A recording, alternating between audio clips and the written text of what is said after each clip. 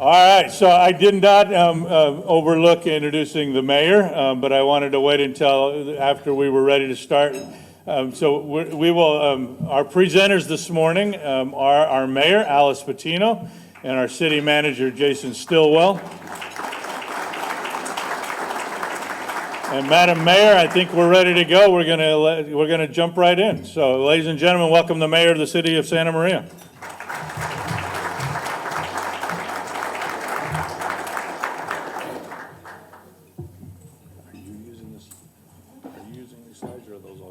I don't know. I just do what I'm told, sometimes. Thank you, and thank you all for being here this morning. It's such a privilege, and I'm just always amazed how many people get up this early to go any place to listen to someone like me speak, or Jason for that matter. I do want to thank so much of our city staff are here today, and this is probably in your contract, right? You've got to show up. And our fire chief even got dressed up for this, so I complimented him. So it's a good morning. The city is, I love Santa Maria. I love Santa Maria. And I know that when Etta leaves, she's going to miss it so much, she's going to want to come back home. And I am so thrilled to be your mayor. It's such a privilege to go any place and to represent this great city. I've always said the greatest asset of the city are the people. And just look around you. The same faces, I see so many places when a fundraiser, meetings, people that are invested in our community. And that's what makes our community great. Not me and not the five of us that sit at the dais, but all of you out here. And I know I run into people all the time, they don't think they do very much, but they do so much to make this city so great. And it just always warms my heart. Anyway, I do want to acknowledge and all of our council members for being here today, and thank you very much, Glenn. We're a city that meets twice a month, so if you want to come, I had one of the a superintendent of the Santa Maria Joint Union High School District once said to me, not Antonio, it was another one, said to me, "You guys have the most boring meetings in town. I can't stand it." And I said, "Well, how do you know they're so boring if you're not watching them?" And he says, "Well, I quit watching them." So being on the council takes a lot of time, a lot of demands on your time, and it helps with, and I've got a husband that's so supportive, and so that makes it a lot easier. I could not have done this if I were raising children. It would have been much more difficult, but he's always been very supportive. We have a city of a population of 109,707. And that's what the Department of Finance told us as of January 1st, 2022. But we have a very scientific way of finding out how many people we have.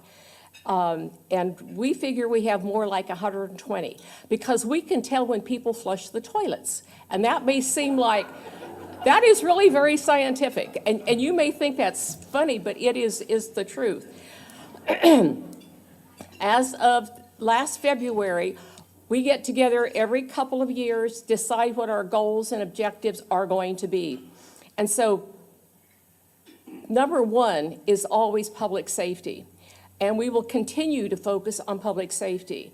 And we want to complete the general plan update, which we're working on right now. And so I want all of you to get involved and all of you to come to these meetings to decide what you want the future of Santa Maria to look like. When I speak to any of our kids and my Mayor's Youth Task Force, I tell these kids, you need to be coming to the meetings because you have to help us make decisions on what you want your city to look like because you're going to be a part of this and you're going to be the leaders in this community. We want to provide more recreation for families, and we want to streamline our business permits for small business owners to help them be compliant with the law. We have been working on this ever since I've been on the council, and I look at Lori Tamura and she's smiling, and yes, we want to consistently and constantly streamline the process. In short, the top priorities and the initiatives in the adopted budget are for Santa Maria to be smarter and safer. So we we pass these goals and objectives, and we carry that on into our budget so that when we're prioritizing, these things are where we're going to spend our money. Our long-term strategies include maintaining the services and costs we've committed to. And again, this is where we're going to spend our money. Attracting and retaining staff to maintain service levels. And this is really challenging with the climate in today. I heard somewhere, Mike Rowe said, I was watching a TV program, he was saying that between the ages of 18 and 24, we have 9 million able-bodied men that are not working today. I don't know why they just said men, I'm sure there's some women in there that aren't working, but anyway, 9 million that are not working today, and yet there's so many businesses, including cities and counties, that are having a difficult time staffing.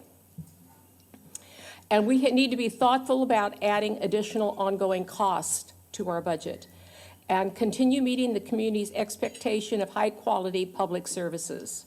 A lot of ours, whether it's the water, the sewer, anything that's underground, people don't see, but we have really gone along incrementally and improved our infrastructure.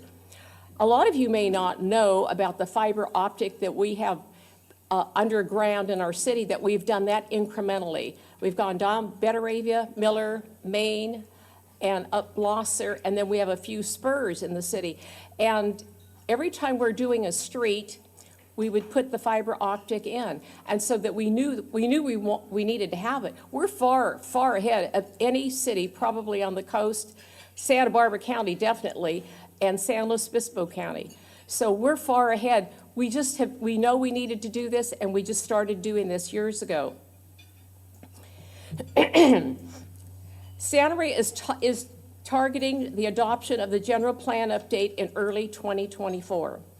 Between now and then, we have to have more public hearings and to choose a future growth scenario and policies. Years ago, when we were doing focus groups and we were at the library meeting, and it was amazing what people were putting in and what they wanted Santa Maria to look like, what they wanted the downtown to look like. And this blueprint will we're going to add like 16,000 new housing units by the year 2045.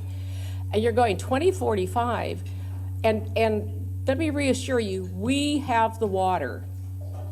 Councils before us made sure that we had the water. We sit on a large aquifer. I know years ago I was telling people we had the largest or the second largest aquifer in the state. Well, that wasn't true. I was giving out misinformation. But we do sit on a large aquifer, and they bought state water. And so we are recipients of the good water that we have here in Santa Maria.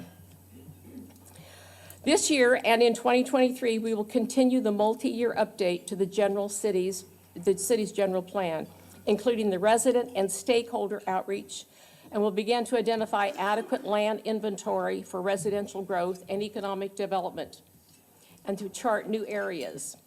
There's very few places that we have infill left in Santa Maria. And for me, that is really difficult. Infill is difficult. It's not going to be perfect, and I have to get that in my mind when I start talking about it, because it's not perfect. And yet, there are places that we can put housing and that we need to put housing, because we definitely need housing in our area. And so we need to consider annexations. Do we want to grow out, or do we want to grow up? I can remember Mayor Larry Lavanino used to tell Lupe, the mayor of Guadalupe, that we're going to annex Guadalupe and we're just going to grow out there. And that was a joke. We don't want to get into that beautiful farming land. Part of our general plan is the housing element, and everyone is invited to participate in our housing element workshops. And we have one coming up tomorrow night, we have one coming up Friday night, and Thursday, November 3rd. And so 5 o'clock Thursday at Miramonte Community Center at 3:30 to 5. Friday, October 28th, 3 o'clock to 4:30. And Thursday, November 3rd, from 3 o'clock to 4:30. So the Friday one will be at the Grogan Community Center, which is on the northwest side of town. Thursday, the 3rd of November, will be at Shepherd Hall.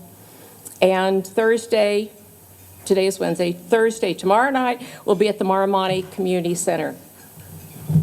So we've seen a lot of growth here in Santa Maria, as you well know. People who have moved here say, I love your city, this is so nice and the way you're growing. People who have lived here a long time call me and say, this is just wasn't Santa Maria used to be. We want to stop growing. I don't like the traffic. And when people say that to me, I know they haven't gone out of the city very often. I had an eighth grade student, and I go to different classes and talk, and I had this eighth grade student, and he said he had just moved here recently. And I said, oh, where did you move from? And he said, the LA area. And I said, what's the best thing you like about Santa Maria? And he goes, there's no traffic. Our new superintendent at the Santa Maria Bonita School District, Mr. McDuffie, said, when I heard him speak at one of the board meetings, he said he loved it here because there wasn't any traffic. So I want all of you to spread the word. There is no traffic in Santa Maria. The city's regional housing needs, which is our RHNA numbers, or target, we need 5,418 housing units. And that's not on there. Do we have the, Mark, do we have the housing, the RHNA numbers? Any place? Okay. I think what's really interesting is that we have been taking care of this, again, incrementally. We've taken, like, a lot of the old motels on North Broadway and made efficiency apartments out of them. We've been trying to convert things as we go along, as we have the needs. But we have 1,032 we have to do for very low income. We have 546 low income, which is 1,763 units we have to do that are low income. But here's what I think is interesting, is that for moderate income, we need to build 700, or at least plan for 731 units. And for above moderate income, 3,119. So for the moderate and above is 3,850 total. 3,850 total, and for the low and very low income, 1,763. So we're like, there's about 2,000 difference in the units. We know that we need to build so that we don't have families, lots of families living in one house. And to me, this is not a quality of life, and especially for kids. So more than a couple of years ago, I was talking to a superintendent, one of the superintendents, and said, some of his kids move 5 times in a school year. That's not quality of life for a family. It certainly isn't beneficial for the kids. The other day I went to speak someplace, and I was thinking, in 12 years, I'd gone to 14 schools. And I was fine. I think it made me be more resilient. But I still don't think it's great for kids to have to uproot them in the middle of school and go move just maybe a few blocks, and the kids have to go to another school in the same town. And so the housing just doesn't affect the family unit. It really affects the kids and has an impact on them. So we're not required to build all this, but we are required to plan for it. We send our plans up to the state, and they approve them. Our general plan update goes through the year 2045, and that assumes the 16,000 new units. And when I'm on the housing task force for at the state level and also at the county, and I go to different meetings, different places to listen to what people have to say about housing, because I think housing is so important. And it's not that other places just don't want to build. You have the NIMBYism. We want to build, and we have the political will to build, but we want to do it our way, and the state is not allowing that. And that's what bothers me, is because we know Santa Maria better than anyone else knows Santa Maria, but the state is not letting it do it our way. And that's the big thing, is just leave us alone. We want to build. We know we need to build. We have too many families in a house. Let us do it the way we feel it is best for our city.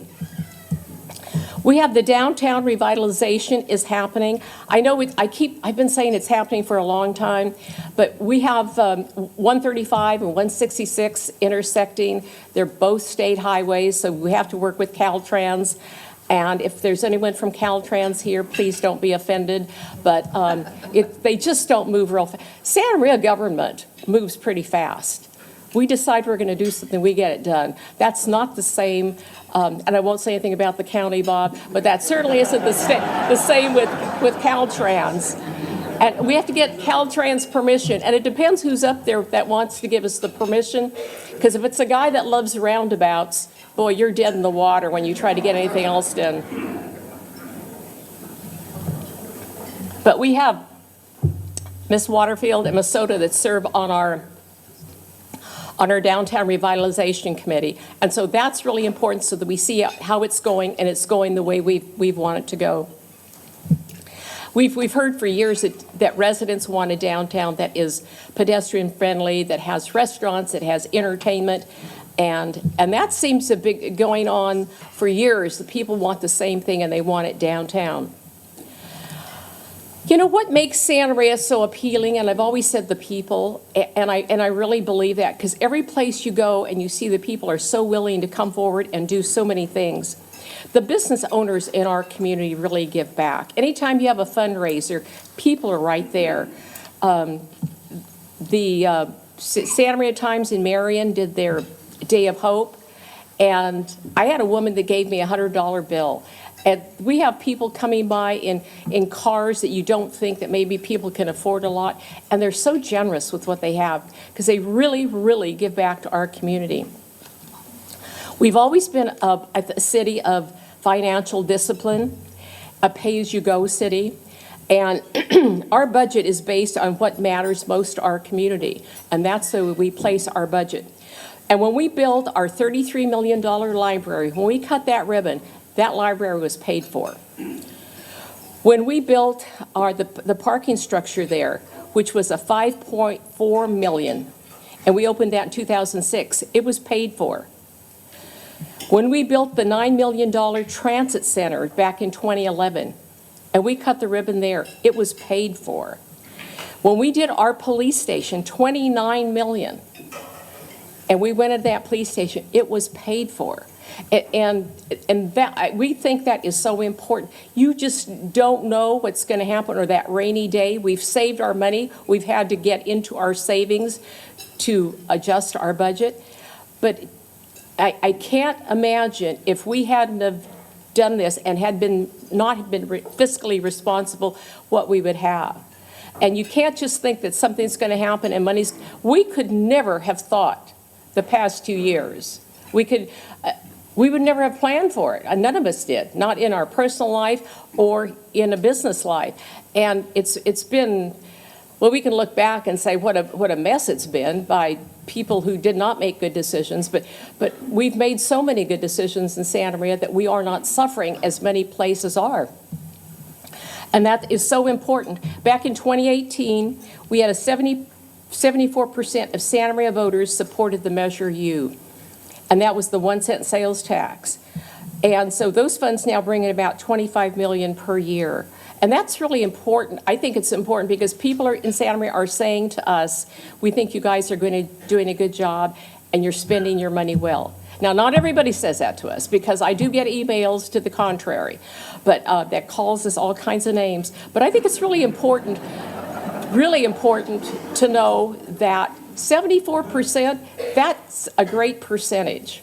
And I'm not saying we're going to discount the other 25, 26%, but I think that we're headed in the right track. We know that we are a regional destination. We're on the map. There is regional shopping here. I know Carly said he was going to designate Betaravia as Chicken Alley for me because of all the chicken places we have there. I do tell people I'm not responsible for the restaurants that go on in town or go on Betaravia. People don't ask me what restaurants I want there.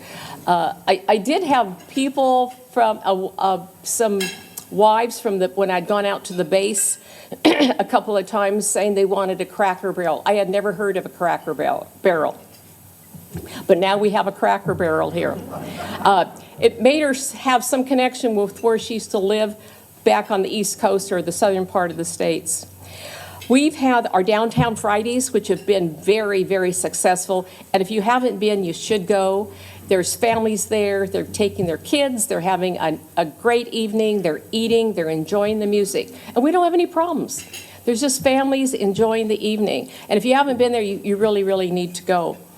The West Coast Customs and the Cruising Nationals, I just think is so much fun. I have no idea what an engine, a car does or anything. I love to see this art on wheels that come to our city, and it's so much fun. People get out there, they pack the parade route or the cruising route, I think heavier than they do on the parades.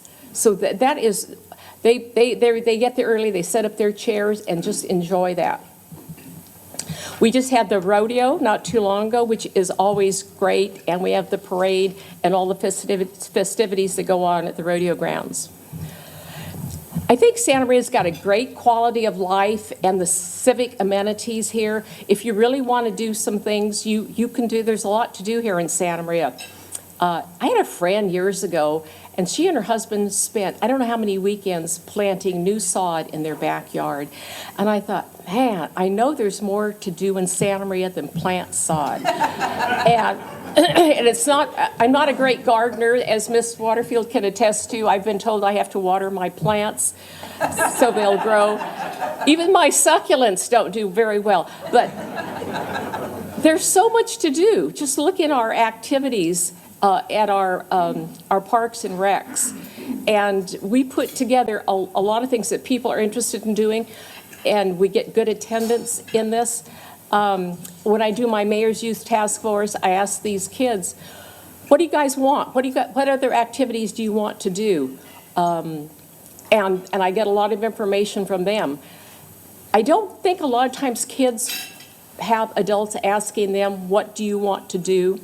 And in my Mayor's Youth Task Force, we go to colleges in the southern part of the state, and we go to colleges in the northern part of the state. We also do like the Getty Museum, the Broad Museum, and cultural things both in California. These are things these kids would never be able to do. And I make them do some homework on it too. It's not just we're going to take you on a trip. But I want them to be, their horizons to be broadened. Last year, we opened our 28th park. We have more parks in Santa Barbara. I guess a lot of people don't realize that, but and that was the Robert Acquistapache Park at the corner of Sonia and Western Avenue, which was named after Bobby Acquistapache, and he contributed a lot to our youth. Was in my Rotary Club, ran the parade for years, always laughing. If he walked in this room right now, you would recognize his laugh immediately. And don't forget the pumpkin patch that we have at 6245 Dominion Road. And it's in the 5th season of affordable pumpkins and seasonal activities. And we launched that patch with several local ag businesses to provide local teams with a hand-on ag careers. And this won a prestigious Helen Putnam Award in 2020 from the League of Cities. And so many of you may not be familiar with that, but that we try to submit every year a program that we have for the Helen Putnam Award. And now we're about to revitalize our Veterans Memorial Park using $2.1 million competitive state grants secured by our city's Recreation and Parks Department. Again, we had focus groups. We met at the Vets Memorial, and we asked people, what do you want at the park? What do you want to see?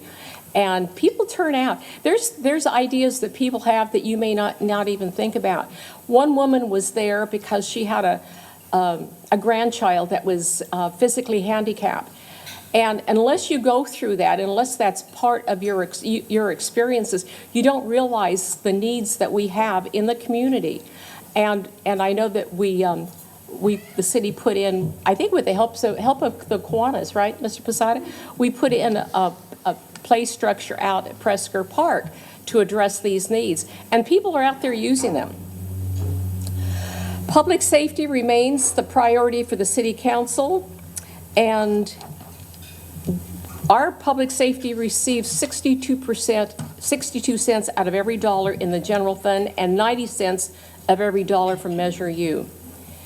Both departments are well-funded and we're constantly seeking employees. It takes about a year to hire, from beginning to end, to hire a firefighter. It takes 18 months from beginning to end to hire a police officer. So it's not like you can go in and, like in the old days, take a typing test and type 80 words a minute and you get hired on Monday. This is really quite a process, and they do background checks. Currently, we have 137 police officers. We have 18 vacancies, and the vacancies have leveled off, and we've hired 18 new officers. And the last badge pinning I went to about 2 weeks ago, we had 2 more, but those aren't counted yet. And once they finish their in a house training, then they will be counted.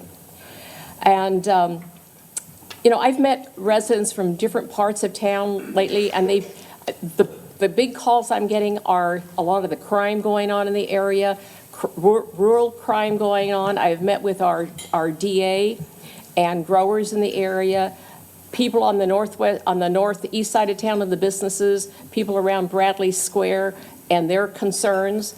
And so we are trying to address a lot of those concerns with our police department.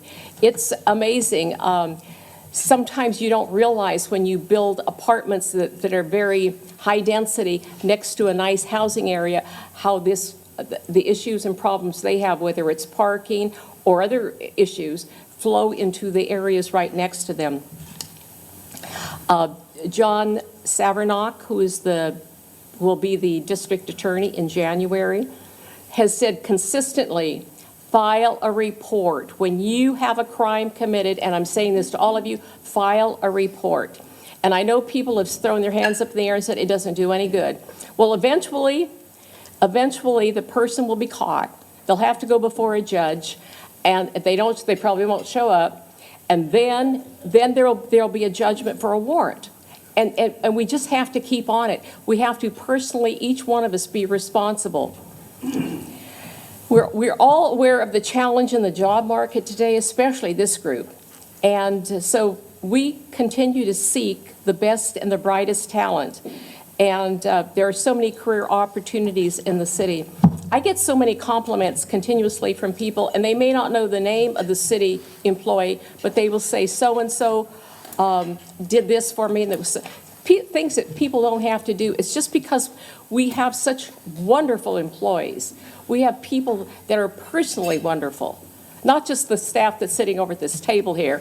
They got dressed up and got up early for today. But we really have a great employees in our city. We'll be going green. We're going to transition to 100% zero-emission bus fleet by 2024. The Santa Maria Regional Transit has begun its transition to a zero-emission bus fleet and plans to be 100% electric by 2024. So we've got state and federal grants to support the 15 buses that we will have. Recently, we've completed the New Love Apartments, which is south of Battles and east of Miller, and 16 apartment units. The Enos Ranch west, northwest of Corner and College at Betteravia. So we have all these. We have Booth Barn, we have the Guitar Center, Raising Cane's, Judge Bros, Crumble Cookies, Chipotle, Juice It Up. I went to the opening of Juice It Up, and that is a family-owned business, and they've got their kids working there. This is what Santa Maria is all about and how we interact with one another. The Kia dealership at the former Honda location. And right now, we have quite a bit under construction. The Santa Maria Studios, which is north of Santa Maria Way in Miller. And this is 160 affordable efficiency housing units for seniors. Now, this is SB 35. That means the state came into our community. They did not have to go before the Planning Commission. They did not have to go before the City Council, and they're building something. And I really object to that, and I've told them that, and they really don't care, but you know, it's just, I just want them to know we want local control in our city. We want to say where things are going to be built or not built, because if it doesn't go right, we take the blame for it. They yell at the 5 of us. Centennial Gardens, which is 160 units at Battle and Depot. Those will be market rate. So we are building, and we will continue to build and get the units that we need for our arena numbers. A lot of communities won't, and a lot of communities fight it. And like I said, we're willing to build, and we have the political will to build. Just leave us alone so we can do the way Santa Maria wants to be done. We have planned Centennial Square, which is 184 units at Miller and Plaza. People self-help housing, you may have heard about this, been months ago, where the old drive-in theater was. And the Planning Commission will begin considering the project by year's end, with the construction to begin next year. And I've been saying this for years, but we have a new DMV office coming in. And you've heard this, obviously, for years. And every time I call to ask, I used to ask our state senator, and it was like, every time I asked her, it was like that was the first time I had ever asked her. And she would tell her aide to find out and get back to me. And this goes on all the time, and I keep asking our representatives, and I don't get an answer. So supposedly next year, our new DMV will be built. We will see. You know, we all know the median house in California is very high, and in California, it's $821,000. Who would have thought? I was talking to a mayor from up north, and I won't give you his name, and he said, you know, it's so nice that Santa Maria has affordable housing because a lot of the people that work there live in Santa Maria. And I go, okay, I want you to come down and tell people in Santa Maria that we have affordable housing, because none of us believe that. We can't believe that we're living in a state. And you know, you keep getting these mandates, and I'm not telling you guys that are in the building and in real estate, I'm not telling you anything new. We keep getting these mandates. I'm still not over the light bulbs, but you know, you've got the solar heating, you've got all this that has to be put into our houses today, and the cost goes up, and the land goes up. And so how in Sacramento do they think we can build affordable housing? And so yesterday I heard on the radio that Sacramento was building $35 million on, I think, 820 units. Now, I don't know what size they were or anything. That's a lot of money. I mean, people could have, you're talking about units like apartments, they could have a house. A family could have a house instead of an apartment, but it continues to go up, and I don't know the answer. But I want to thank all of you, because all of you make our community better. Our state, the city, I think is healthy, and we want to get healthier. And this may be as a surprise to all of you, but we have an election coming up November 8th. And that is our map. And so we have the 3rd and the 4th district. We are now in districts, and so that will be decided on the 8th. We know we're going to have at least one new member of the council. Anytime you have one new member, and especially if you have a new woman, things really change. Just like, where do you want to sit on the dais, okay? Just for starters. And so, and you have to get people caught up. I have heard people say over and over, boy, you guys really do a lot. There is a lot to do. And so there's a lot of reading. When people, maybe I shouldn't say it, but when people are sitting at the dais, I can tell when they haven't read a staff report, because all the answers are in there. And when they ask that question, and you go through it too, Bob. Years ago, there was a city council member, and this person isn't with us anymore, but he would actually come to the dais, rip open his envelope, and there he was, going to read all of his agenda and his staff report right then when the meeting started. We don't have that right now, thank God. We've adopted this map. We won't need to adopt recently. We won't need to adopt one for another 10 years. And the districts have to be drawn according to the population. We just finished the census and did that. And so, like I said, November 8th. And so for those people that are running November 8th, it's not, I'm glad I'm not having to do it, because it's not fun. I hate the campaign. And, but like I said, you know, stay tuned and see what happens. We have a great city, and I want to thank all of you here for making it a great city, because it's not us sitting up at the dais. And I certainly thank all of our employees that work for the city of Santa Maria, and even those guys that had to get up early. And Dawn, I was saying Dawn, our librarian. And now I will turn it over to Jason Stillwell.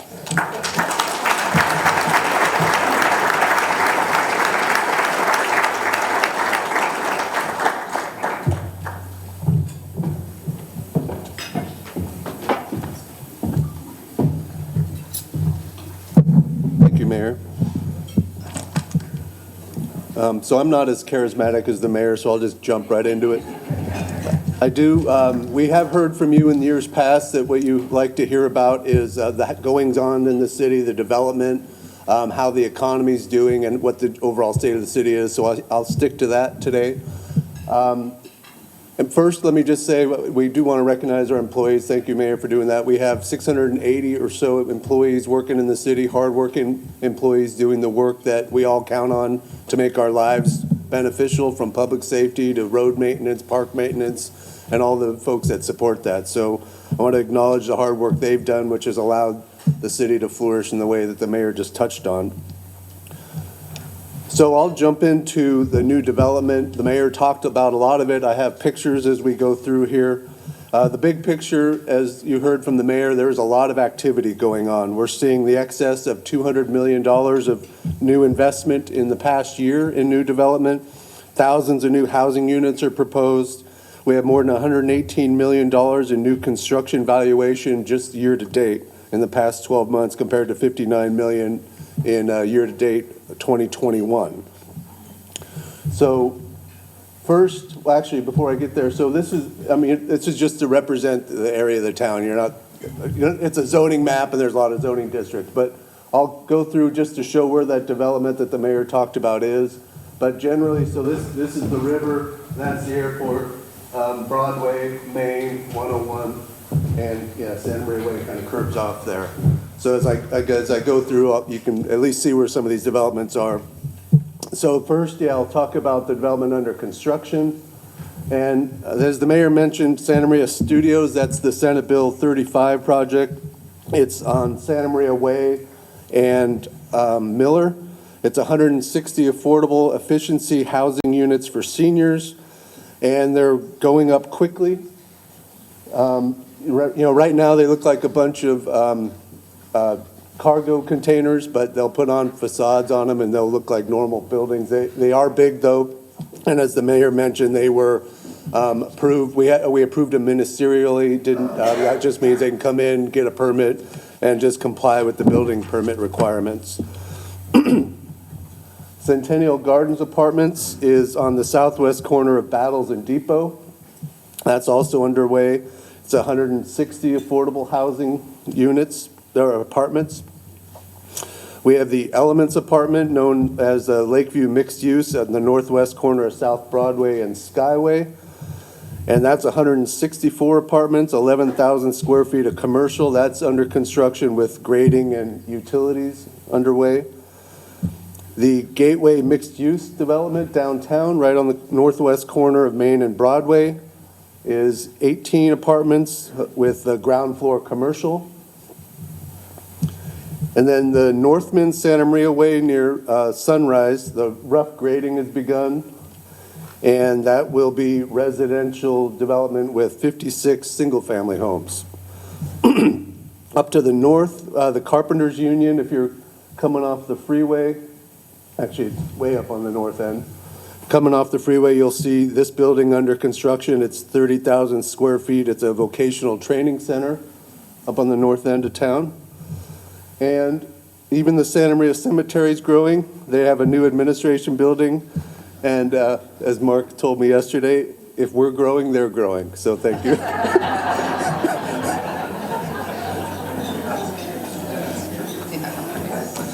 So on to some of the approved new development. So Centennial Square, that's the one on the southwest corner of Miller and Plaza, 184 affordable apartments. We have Park Edge on the corner of Miller and Santa Maria Way. That's a mixed-use development. And Avante Apartments are approved on the southwest corner of Carmen and Blosser. And here are the elevations for those. So there's a lot of new housing development, as the mayor talked about, and as you can see just driving around town.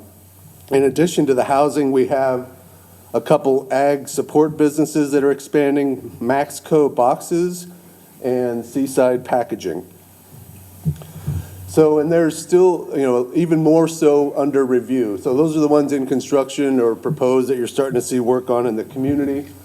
So projects under review, we have Betaravia Place, which is a phase of Betaravia Plaza, which is on the, it's north of Betaravia, east of Blosser, and they have the public improvements going in place there. Infrastructure, it's going to be residential, commercial, and office with a gas station. And we have Skylight Homes, there where the drive-in used to be on Santa Maria Way. And we have up on the north end a new Holiday Inn Express up by the other motels up on the north end of town. The mayor touched on Blosser Ranch. That's the Aquistapache property on the southeast corner of Stoll and Blosser. It's about 145 acres. The plan includes lots zoned for single-family residential, multifamily residential, retail, commercial, public facility, a new school, open space, the sports complex, and Chief Tuggle wants a fire station. We'll see if we get that. But it'll be 1,105 residential units. So it's a lot of development in that area, but it is 145 acres. The property owner's Canfield Development, and they're working to get the master track map underway. They've submitted the permit. Excuse me. And they will be building, their proposal is to build the housing and the accessory dwelling units at the same time. And they'll be coming forward into the permitting process. Those will be going to the Planning Commission, the City Council. An interesting component of this development is Canfield Development intends to maintain ownership of all the residential development, including the single-family residences, and offer the units as rentals. And so it's a different concept we've had in town, but one that seems to have demand. We're reviewing the permit application. This will be coming forward for public hearing. And then downtown, a lot going on, as the mayor alluded to, on the corners of Main and Broadway. You'll be hearing a lot more about it going forward. I touched on the Gateway project on the northwest corner of town, but we also have housing, retail space, redoing the plazas downtown, and it's been in the works for several years, and you'll see more and more of that come into fruition. So we're working on an exciting new project that'll transform the downtown in a number of these areas. We have the Vernon Property Group. They purchased the Phallus building on the west side of Broadway, and they plan to convert that into 100 apartments. And they've also purchased additional downtown parcels as part of the overall downtown specific plan implementation.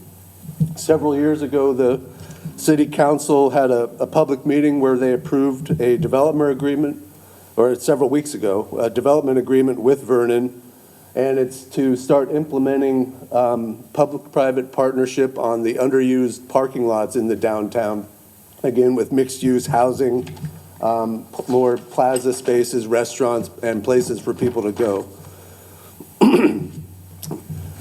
And the overall project would include, so the Heritage Walk lofts up on the north end, the redo of the Phallus building, and then additionally down over on the east side, another developer is proposing the Cook Street Apartments. It's a multi-story residential building on East Cook, south of McClellan, adjacent to the mall parking structure.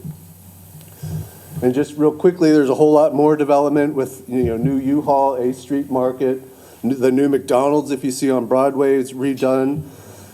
Cal Giant, a 13,000 square foot packing facility, Lags Recovery Center, the Chevron I mentioned on Betaravia Plaza, Hardy Diagnostics is expanding 33,000 square feet manufacturing on West McCoy, east of where the Moxie Cafe was.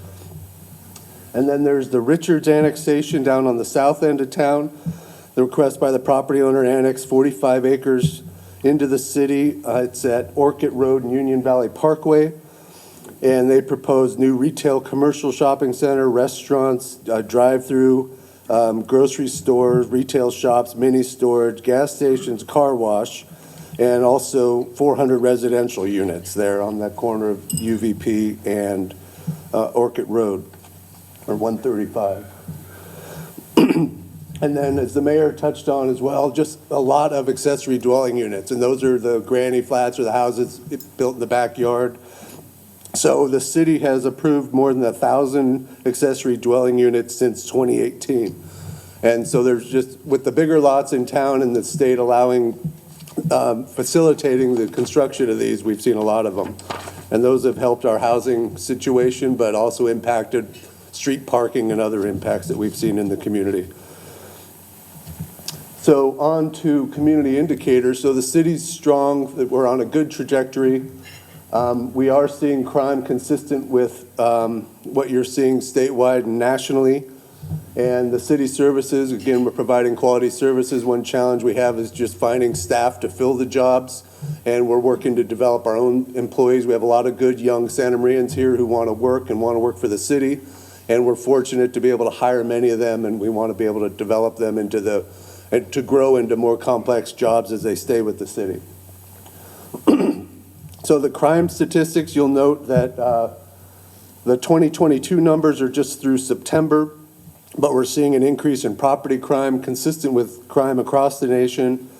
Crimes against people are down except for robbery. And the explanations that in 2020 people were staying at home, 2021 they started coming out, and in 2022 they're back out on the streets. The jobs picture, unemployment rate of 3.6%, as the mayor mentioned. It's among the lowest rate we've seen in many years. That's about 1,800 people in Santa Maria without jobs. The Santa Barbara County's rate in August was 2.9%, or about 6,600 people unemployed. The state unemployment rate is 4.1%. That's about 800,000 people unemployed. And California's recovered 98% of the non-farm jobs lost during March and April in 2020 due to the pandemic. So we've had the 11 consecutive months of non-farm job gains. And then the national unemployment rate fell to a 50-year low, 3.5% in September, as businesses continue to try to expand without having the labor to be able to expand with them. So we have the primary revenues the city has. So what they have in common, they're all growing. So, and these are the three primary revenues the city has: sales tax, property tax, and the hotel tax, transient occupancy tax. And so the sales tax up 16.1%, about 4.3 million. And these are primarily due to the strong growth we've seen in retail and in fuel prices rising. That increases the sales tax. More people going out to the restaurants, more people staying in hotels, more people buying cars, and that's all driving up sales tax. The property tax, we receive that in December and May of each year, but that's increased 1.1 million, or 5%. And that's as a result of not only the increasing housing prices and transfers of ownerships where the houses are reassessed, but also a recapture of prior losses. So if there's property tax losses, those stay on the books until the economy goes up, and then they're recovered during times like this when the economy is growing. That's Proposition 8, and so that's allowing the city to realize increased property taxes, actually deferred property taxes that would have been earned had the economy been strong in the past. And then the hotel tax is actually a nice story as well. In June, receipts are approximately $1 million, or 32% more than last year, and exceeding estimates by about 1.2 million. And we're just seeing more people coming to town. The car shows the mayor mentioned, the rodeo, folks coming for getaways from Los Angeles, San Francisco, or the Valley. And it's actually, we expected the TOT to not recover as much as it has now. So we have had a better recovery from the pandemic than we expected to have. Then on to the housing market. So the housing market's strong, maybe too strong, some folks are saying. The median sale price broke $500,000 in Santa Maria. It was $400,000 in 2019, and then $440,000 in 2020. And this data I want to recognize is from the Santa Maria Association of Realtors, so I want to acknowledge them and appreciate them for providing the data for us.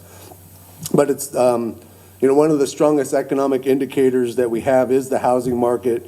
And so you'll see, for the first time, we are above $500,000 for median value for our housing. So first, the listing prices. This is the chart for 93454 and the zip code. And so most homes were selling at or above $500,000 level. And then for 93458 zip code, most of the homes were in the $400,000 to $500,000 range. And then how long are homes on the market, days on the market? Slide on the left, 93454, which is the east side of town, and the right is the west side of town. So the average homes on the market were only 11 days a year ago, and now they've been on the market for 31 days, so we're seeing houses staying on the market a little bit longer, but still moving pretty quickly. Number of listings, so the inventory of active listings also very shallow. Looking at the 9354 zip code on the left and 93458 on the right, we are seeing about 150 to 200 active listings less than we saw in 2019, 2020. And the sold to list ratio, so we're still seeing folks getting basically the price that they're listing the property for. It had been, so the sold to list ratio is the final sale price, what a buyer paid for the home divided by the list price expressed as a percentage. So if it's above 100%, people are paying more for the home than it's listed for. And so you see that there was a lot of demand for housing, driving up costs above what the list price was. Now it's dipping under 100%, but still in the 97 to 99% range. So housing market remains strong. People are listing the homes and basically getting the price that they're listing it.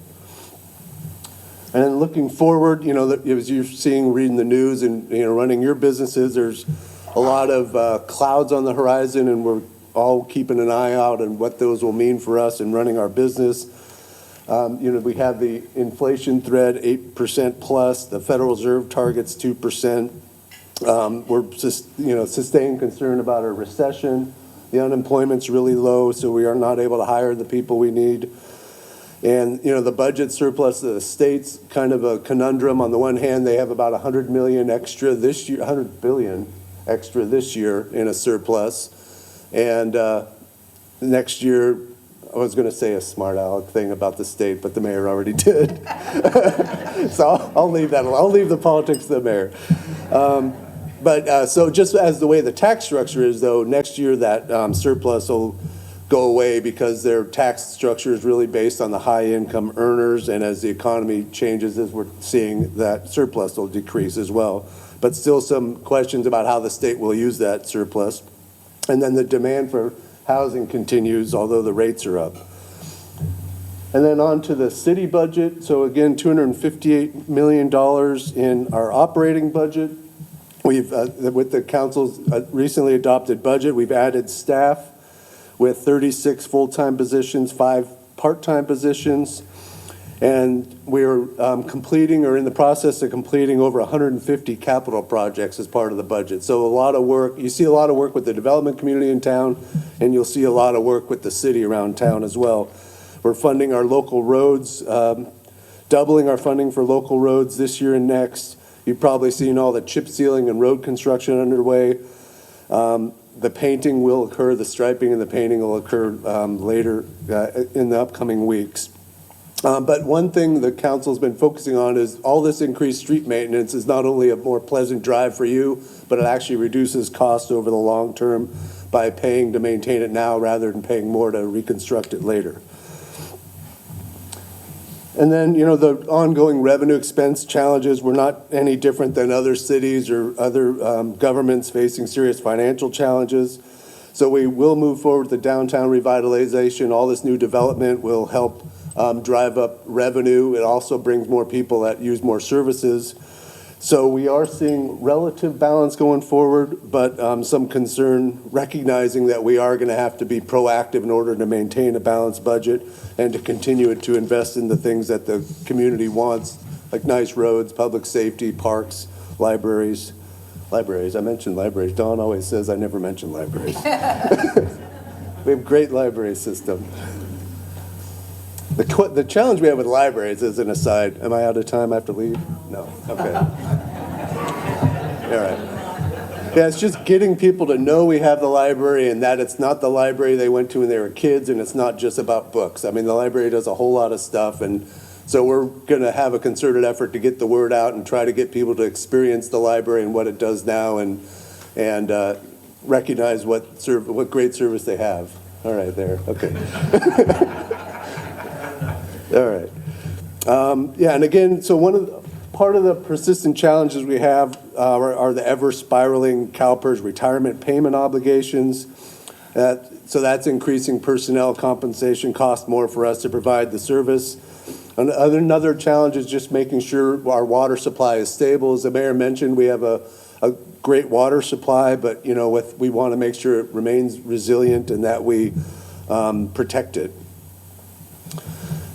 And then finally, as the mayor also alluded on this, we remain a full-service city, 10 departments, and 62 cents out of every general fund dollar goes to public safety with police and fire. And then you can see down below the amount of money we spend on the amount of general fund money we spend on the other services. Library's on the list, but they also have special revenue as well. So we invest more than 1% on library. That fell again. I can hold it. That's it. Yeah.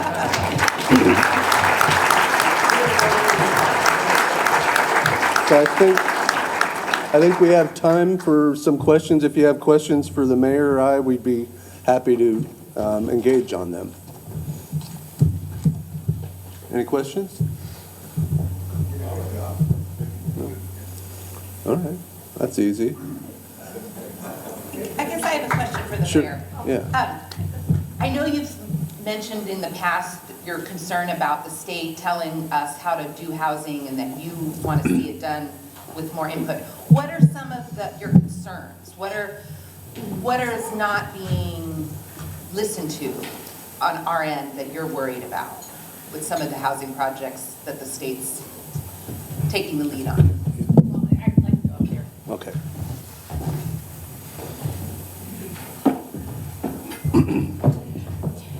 I think my concern is that they're telling us how they want it done. I think a lot of people in Santa Maria don't necessarily want high rises, they want to go out. And I think we're sort of used to that. We have people, and I have friends who've moved here from the East Coast. They've been raised in apartments, and I think, man, I would have hated that when I was raising my children. So we have to wait till Wednesday afternoon and we're going to go to the park type thing. It's just a different lifestyle. I really don't like anyone imposing what their thoughts on us here. I think that we should control it locally, whatever it is. I'm not crazy about high density, and we have to have some of it because there is a need. And some people like living like that. It's just not me, but we have to do that. But it's just that they're imposing that. And then, like the ADUs is an example. We don't have to require parking for them. So people complain to us because there's too many cars on the street. You go to any neighborhood and it's bumper to bumper at 5 o'clock or 5:30 in the evening. On the street I used to live, kids could play out in the street and there weren't any cars. Everyone parked in their driveway, maybe one or two cars out in front. But now it's bumper to bumper cars. And the impact it has on neighborhoods and I think the quality of life. To me, it all boils down to where do you want to live? What kind of quality of life do you want? And now the state has taken that away as far as zoning. I mean, if you want to live and have a few acres and live in a gated community, That's where you should be, want to live. If you want to live in a high-rise apartment, you should be able to do that. But the state is telling us how they want us to live. And when I was at League of Cities a couple of months ago, and I'm on the housing task force for the state, the housing committee wanted more local control, and they wanted to put an initiative out, and we lost. People that were there didn't even want the rest of the community or the rest of the city council members to even hear what the argument was. They wanted to shut us down, and that's because this is what they want to do it. So you get shut down before you can ever present your case, and I just think we see it more and more in just other things, but not just housing.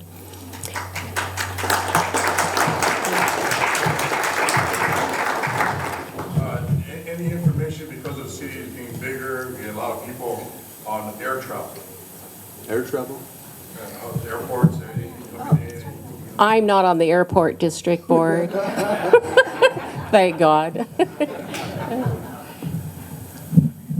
I think I've been to so many meetings with the airport board and talking about it, and I think they have done a good job in trying to bring airlines here, and we had airlines coming here, and then the pandemic, the past 2 years have just thrown everything, not just that, but just have thrown everything in sort of a tailspin, and has changed so much.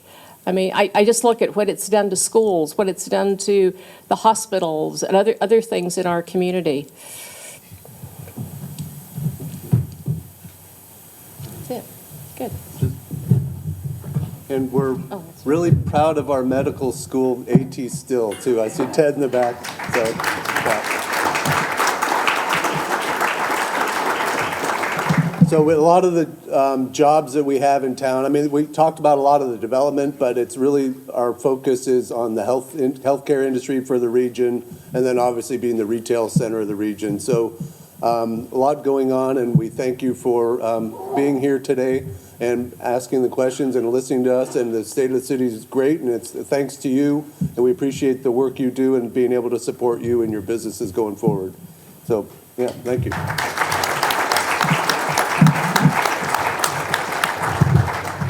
I want to thank Jason and the mayor. I think it's, as I said at the beginning, this is one of the events we really look forward to each year, is a chance to kind of bring everybody together and get an update on the broad picture of our community.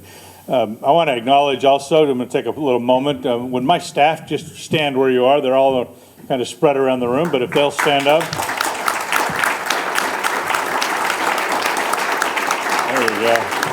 So these are the folks that get up every day and come to work trying to support your businesses, and I think it's important that you know who they are. I also want to, just as a closing item, invite you to join us again on December the 7th outside of the Maldonado Community Center, Youth Center. We will hold our annual, what do we call it, the Freedom Monument recognition event. There's some special recognition that'll happen this year. We're going to add a monument there for the Space Force, the newest branch of the military. We're going to acknowledge some of our local National Guard unit participants. These are folks from our community who serve every day on our behalf. And so 10 a.m. out there, it'll be a beautiful morning, and we'll have some young people there doing some patriotic singing and helping us to recognize fallen heroes from our community. And we'd love to see everybody out there. Take a couple of minutes out of your day and come and join with us 10 a.m. on December the 7th. With that, we will send you back and hope you have a great day today in Santa Maria.